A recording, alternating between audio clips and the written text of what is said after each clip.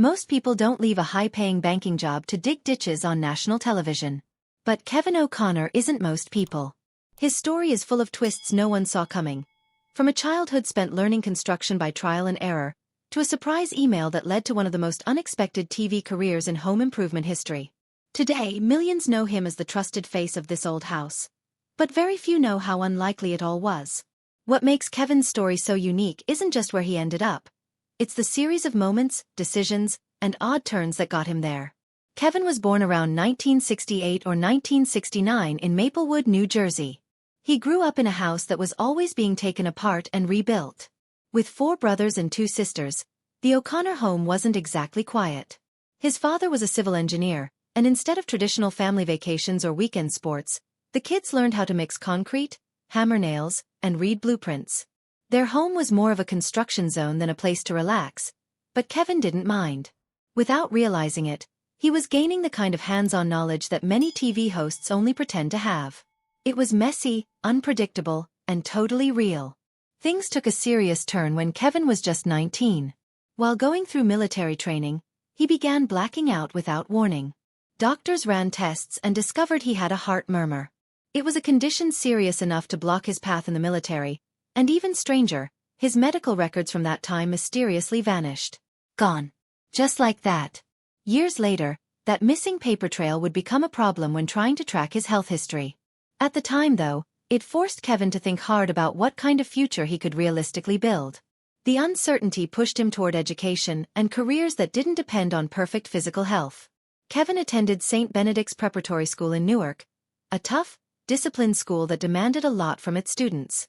He learned focus, work ethic, and how to stick with something even when it got hard. From there, he went on to the College of the Holy Cross, where he graduated in 1990 with a degree in history.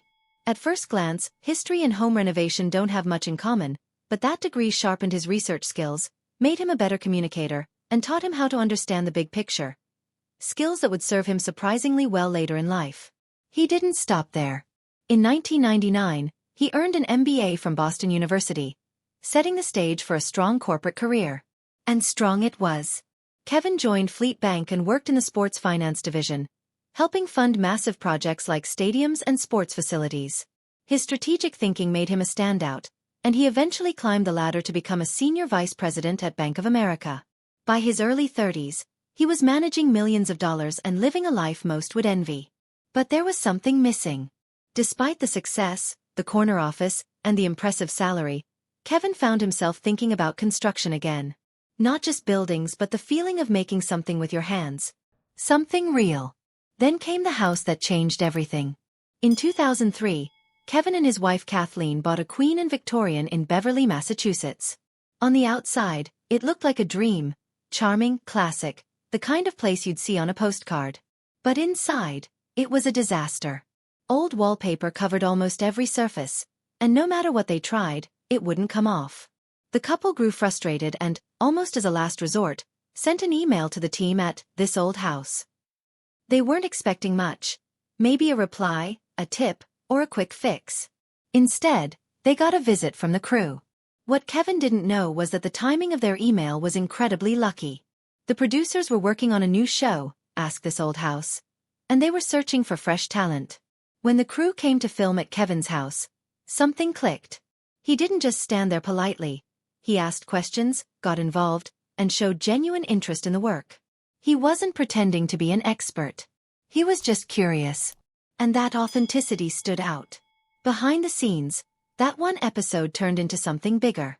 Without knowing it, Kevin had auditioned for a job he didn't even know existed. A few weeks later, while still working full-time at Bank of America, Kevin got a phone call that would change everything. The producers weren't just offering him a spot on the spin-off, they wanted him to host the main show too. This wasn't a casual gig or a guest appearance.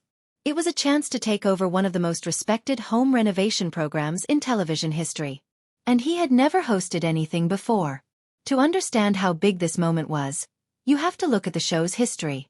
The original host, Bob Vila, had become a household name, but his departure was messy and controversial. He was fired over endorsement conflicts, leaving fans confused and disappointed. His replacement, Steve Thomas, hosted for 14 years and even won an Emmy.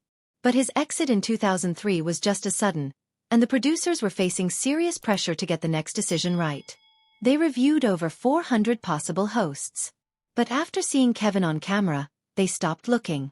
That didn't mean the team rolled out a red carpet for him. Far from it. Kevin's first weeks on the job were rough. Richard Trethway, the show's plumbing expert, handed him a shovel and had him dig sewer ditches. Tom Silva, the legendary carpenter, made him saw real lumber for real projects, on camera. Nothing was faked. Every mistake stayed in the episode. Kevin knew he couldn't fake his way through this. So he worked harder. Off camera, he studied. He practiced. He asked questions. And over time, he earned the respect of the crew and the trust of the audience. One of the smartest things Kevin did was lean into what he didn't know. He never pretended to be an expert. He stood in for the audience, asking the same things they would ask if they were on set. He struggled, made mistakes, and learned from them, and that's what made him so relatable. Just 1 year after becoming host, he was nominated for an Emmy for Outstanding Service Show Host. That early recognition showed that he was more than just a lucky pick. He was the right one. Kevin didn't just stick with the formula. He helped shape it. Under his leadership, Ask This Old House transformed into something more than a side project. It became a full-on problem-solving show that visited real homes and addressed real challenges. He was the glue that kept it together. By 2025, the spin-off had been on the air for more than 20 years, and Kevin remained the face of it all. He even took on editorial work, helping shape This Old House magazine and expanding the brand beyond TV. And then he took another risk. In 2010, Kevin co-hosted This New House on the DIY network. The show tackled smart tech and forward-thinking design, totally different from the historic renovations he was known for. But it worked. Viewers appreciated the blend of tradition and innovation, and the show earned 2 Emmy nominations. It was proof that Kevin could adapt to new platforms and still hold on to what made him special. That same year, Kevin published a book, The Best Homes from This Old House. Filled with over 200 photos and stories from the show, it wasn't just a coffee table piece. It told the story behind the projects, the people, the problems, the wins, and the lessons. He worked on it with Mike Casey, a college friend, bringing a personal touch to a professional success. But Kevin wasn't afraid to ruffle feathers either. In interviews, he called out the unrealistic expectations pushed by some modern renovation shows. He accused them of misleading viewers with fantasy budgets and impossible timelines. Some critics accused him of being harsh or protective of his turf, but others saw it as refreshing honesty. Kevin stood firm. He believed people deserved better. And millions of fans agreed. Not everything was smooth. Kevin has avoided talking about Bob Vila in public and has been openly critical of competing networks like HGTV. Some cast members have retired. There have been rumors about whether Kevin would stay or go. But through it all, he kept showing up. Still digging, still learning, still asking questions that made the work feel real. Over the years, Kevin O'Connor has become more than a TV host.